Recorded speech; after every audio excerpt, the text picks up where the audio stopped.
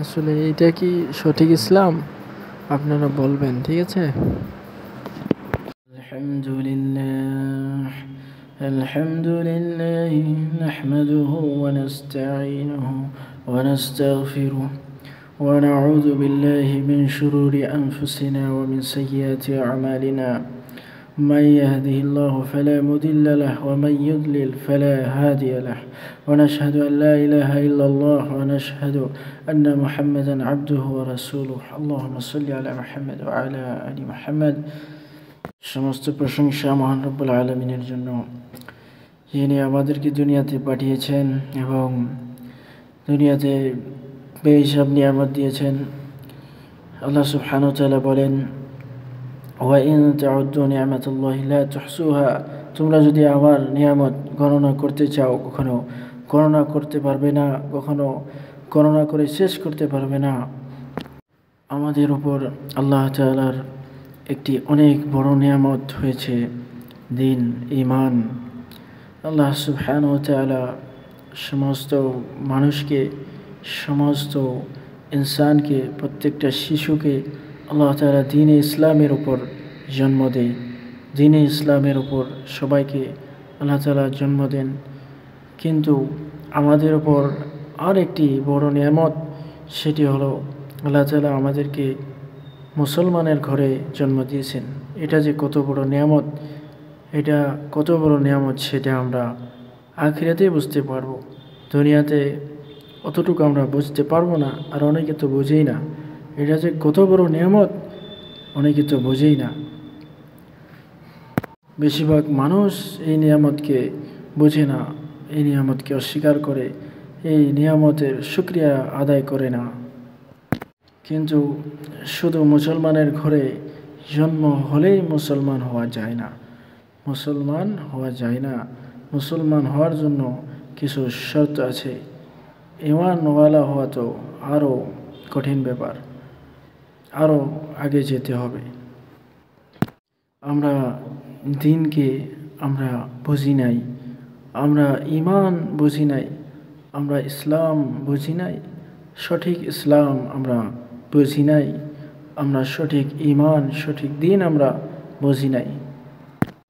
ওয়াগররাহুম ফি দীনিহিম মা কানু ইফতারুন, বনী ইসরাইল তারা নিজেকে ধোঁকা দিয়েছে তাদের দিনের ব্যাপারে। বলেছিল, লান তামাসসানান নার ইল্লা আইয়ামান মা'দুদাত, আমাদেরকে কখনো আগুন স্পর্শ করবে না কিন্তু অল্প কয়েকদিন ছাড়া। কিন্তু না, তারা বলতেছে গররাহুম ফি দীনিহিম, তাদের ব্যাপারে তাদেরকে ধোঁকা দেওয়া হয়েছে, তারা ধোঁকার মধ্যে আছে। তো মুসলমান আমরা এখন ধোঁকার মধ্যে আছি, এখন ধোঁকার মধ্যে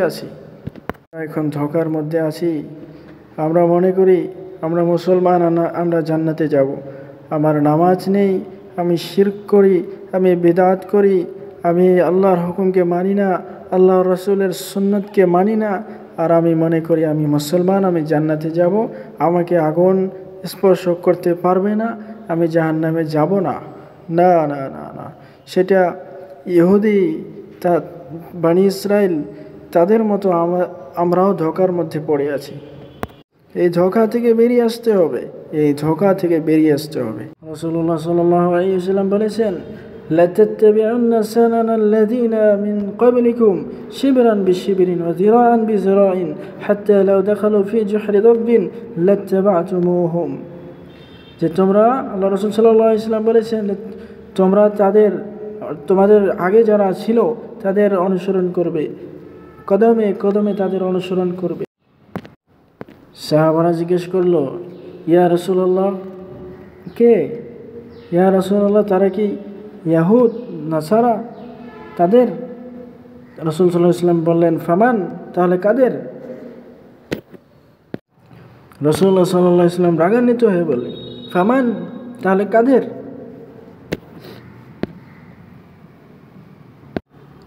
এটা আমাদেরকে সতর্ক করা হয়েছে যাতে আমরা তাদের অনুসরণ না করি, কারণ অধিকাংশ মানুষ তাদের অনুসরণ করবে। এজন্য আমাদেরকে আল্লাহ রাসূল সাল্লাল্লাহু আলাইহি ওয়াসাল্লাম সতর্ক করে গিয়েছেন যাতে আমরা তাদের অনুসরণ না করি। কিন্তু আজ আমরা দেখতেছি বলে মুসলমান, আমরা মুসলমান, কিন্তু কাজ তাদের ইহুদি খ্রিস্টানের কাজ। মুসলমানের সেই মুসলমানিত্ব নেই, সেই সুন্নত নেই, সেই হুজুর সাল্লাল্লাহু আলাইহি ওয়াসাল্লামের, মুহাম্মদ সাল্লাল্লাহু আলাইহি ওয়াসাল্লামের সুন্নত নেই, সেই সাহাবাদের সুন্নত নেই। সুন্নত কার? ইহুদি খ্রিস্টানের সুন্নত। আর আমরা বলি মুসলমান। না না না না, ওয়াগররাহুম ফি দীনিহিম মা কানু ইফতারুন। আমাদেরকে দিনের ব্যাপারে আমাদেরকে ধোঁকা দেওয়া হচ্ছে, আমরা ধোঁকার মধ্যে পড়ে আছি, আমরা ধোঁকার মধ্যে পড়ে আছি। তারা ঠিকই মানছে আমাদের সুন্নত, যারা মানছে তারা ঠিকই প্রত্যেক কদমে কদমে ইসলামের বিরোধিতা করে যাচ্ছে, প্রত্যেক কদমে কদমে ইসলামের নিয়ম কানুনের খিলাফ তারা কাজ করে যাচ্ছে। হ্যাঁ, আপনারা বলবেন তাহলে ভাই সঠিক ইসলাম কোনটা? তাহলে ভাই সঠিক ইসলাম কোনটা? হ্যাঁ, আমরা সঠিক ইসলাম দেখাচ্ছি। অনেক হাক্কানি ওলামা আছে যারা সঠিক ইসলাম দেখাচ্ছে, অনেক আছে, কিন্তু বেশিরভাগই না, অনেকেই না, কিন্তু অনেকেই না। তো সেই জন্যে আল্লাহ রাসূল সাল্লাল্লাহু আলাইহি ওয়াসাল্লাম বারবার সতর্ক করে গিয়েছে, বারবার সতর্ক করে গিয়েছে যে তোমাদের মধ্যে 73টা দল হবে, তার ভিতরে একটা জান্নাতে যাবে। কারা? আল্লাহ রাসূল সাল্লাল্লাহু আলাইহি ওয়াসাল্লাম বললেন, মা আনা আলাইহি ওয়া আসহাবি, আমি যেই রাস্তার উপরে আছি, যে তরিকার উপরে আছি, আমার সাহাবারা যে তরিকার উপরে আছে, তারাই হলো সঠিক পথের পথিক, তারাই হলো সেই পথের পথিক যারা জান্নাত অভিমুখী, যারা জান্নাতে যাবে, যারা জাহান্নামে যাবে না ইনশাআল্লাহ তাআলা। আমাদেরকে ইসলামের সেই সুন্নত ফলো করতে হবে, আমাদেরকে ইসলামের সেই নিয়ম নীতি যা আল্লাহ রাসূল সাল্লাল্লাহু আলাইহি ওয়াসাল্লাম আল্লাহ তাআলার আদেশে দেখিয়েছেন সেটা ফলো করতে হবে, সেটার অনুসরণ করতে হবে। প্রথমে আল্লাহ রাসূল সাল্লাল্লাহু আলাইহি ওয়াসাল্লাম দাওয়াত দিয়েছে, লা ইলাহা ইল্লাল্লাহ, তোমরা কওলু লা ইলাহা ইল্লাল্লাহ তুফলিহুন, তোমরা লা ইলাহা ইল্লাল্লাহ পড়ে নাও, তোমরা কামিয়াব হয়ে যাও, কামিয়াব হয়ে যাবে, তোমরা লা ইলাহা ইল্লাল্লাহ পড়ে নাও।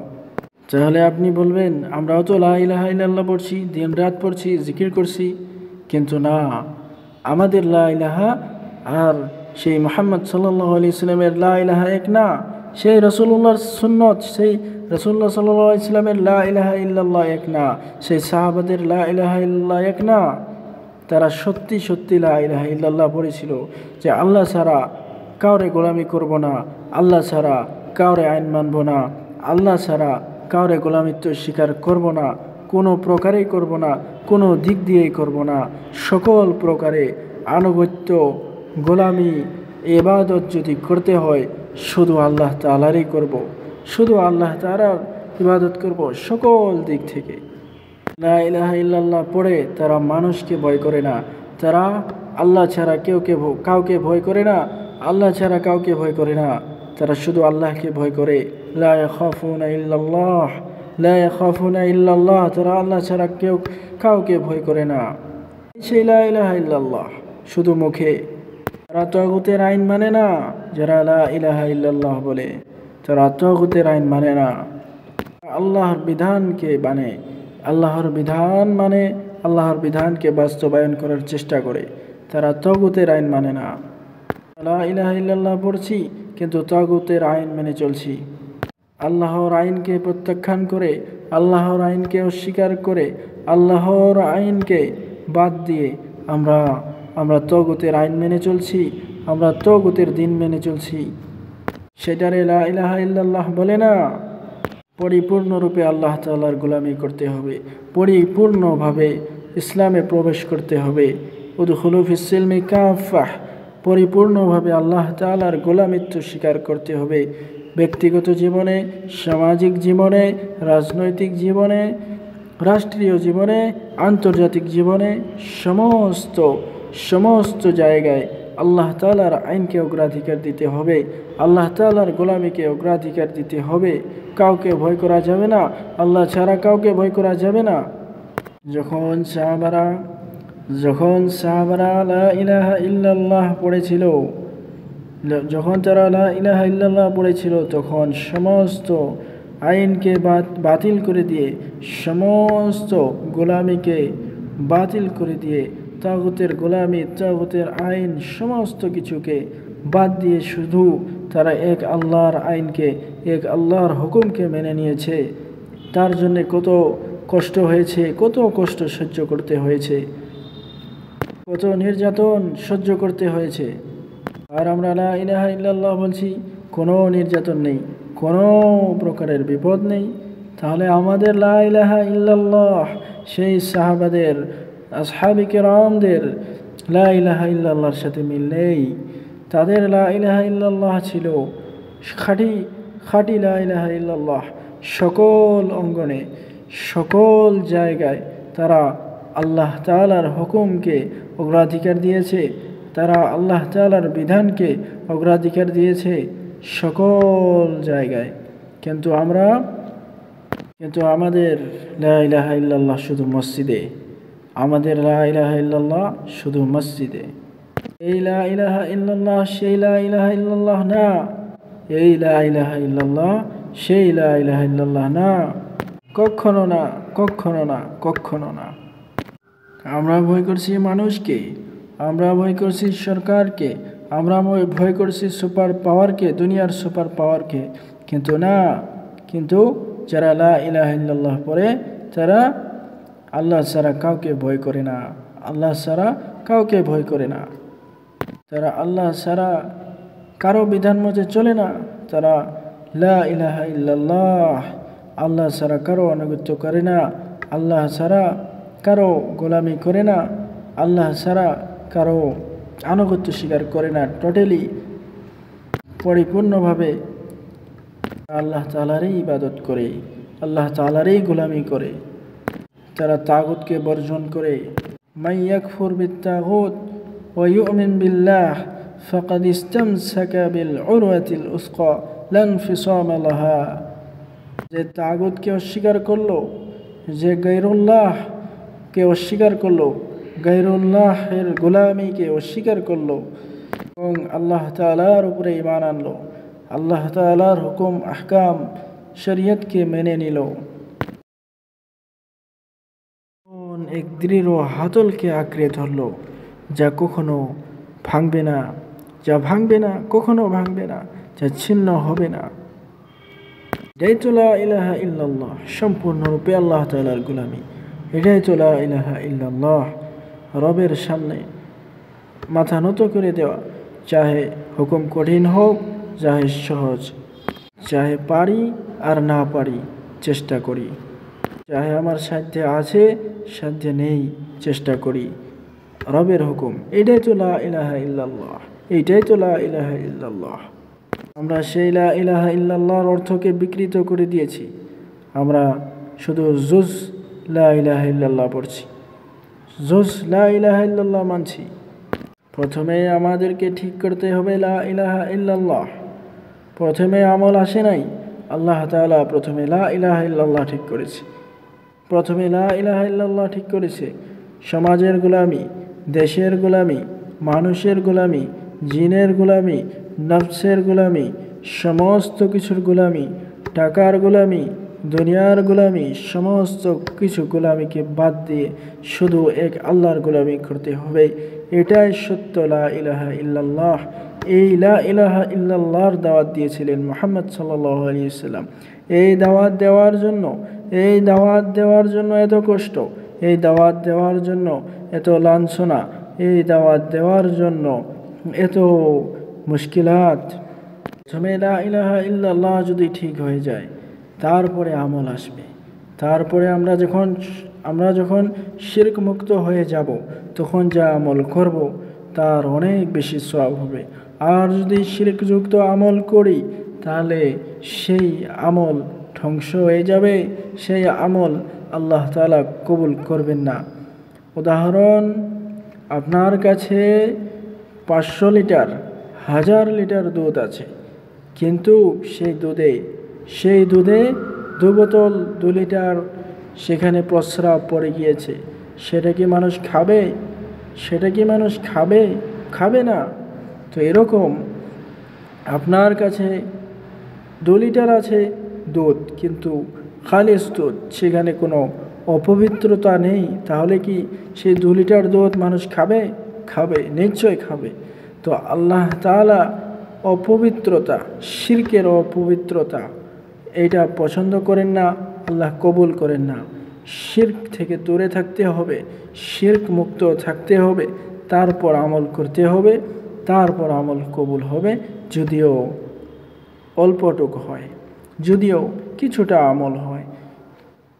প্রথমে শিরক উৎখাত করতে হবে, দুনিয়া থেকে সমস্ত রকমের শিরক উৎখাত করতে হবে, উৎখাত করে তারপরে আমল করতে হবে, শিরক মুক্ত আমল, শিরক মুক্ত আমল।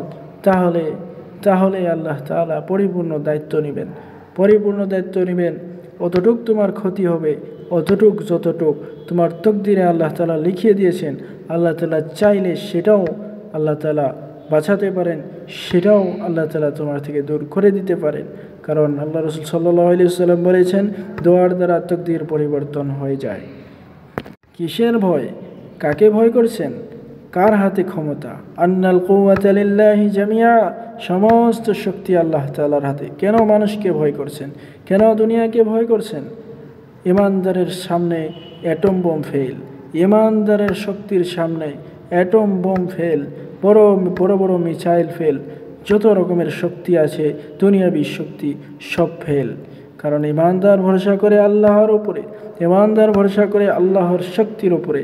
আর আল্লাহর শক্তি, ইন্নাল্লাহ আলা কুল্লি শাইইন কাদির, সমস্ত কিছুর উপরে ক্ষমতাবান, সমস্ত কিছুর উপরে শক্তিশালী, সমস্ত কিছুর উপরে আল্লাহ তাআলা মুহিত, আল্লাহ তাআলা সমস্ত বস্তুকে পরিবেষ্টন করে আছেন। তাহলে কাকে ভয় করছেন আপনি? তাহলে আল্লাহ ছাড়া কাকে ভয় করছেন? ভয় করার হক শুধু আল্লাহ তাআলার রহিয়াছে। আল্লাহু আহাক্কু আন তাখশাউহু ইন কুনতুম মুমিনিন। সবচেয়ে হকদার ভয় করনেওয়ালা সেটা হচ্ছে আল্লাহ সুবহানাহু ওয়া তাআলা। যদি ভয় করো আল্লাহ তাআলাকে ভয় করো, যদি ভয় করো আল্লাহ তাআলাকে ভয় করো, মানুষকে না, মাখলুককে না। আর তাকে ভয় করতেই হবে, আর তাকে ভয় করতেই হবে। তাকে ভয় করা ছাড়া আর কোনো রাস্তা নেই, তার গোলামি করা ছাড়া আর কোনো রাস্তা নেই। মানুষের গোলামি করে আপনি দুনিয়াতে কিছুটা কষ্ট থেকে বাঁচতে পারেন, কিন্তু আল্লাহর আযাব থেকে দুনিয়া আখিরাতে আপনাকে কে বাঁচাবে? কে বাঁচাবে? দুনিয়ার আযাব থেকে কে বাঁচাবে আপনাকে? মানুষ, আপনার পরিবার, আপনার সমাজ, আপনার দেশ, আপনার কে বাঁচাবে? কেউ বাঁচাতে পারবে না। কবরের আযাব থেকে আপনাকে কে বাঁচাবে? কবরে আপনাকে কে সাহায্য করবে? কেউ করবে না। কিয়ামতের দিনে সেই কঠিন ময়দানে, সেই কঠিন দিনে কে সাহায্য করবে আপনাকে? কেউ করবে না। কে আপনার দিকে আগাবে? কে আপনাকে মদত করবে? কেউ করবে না।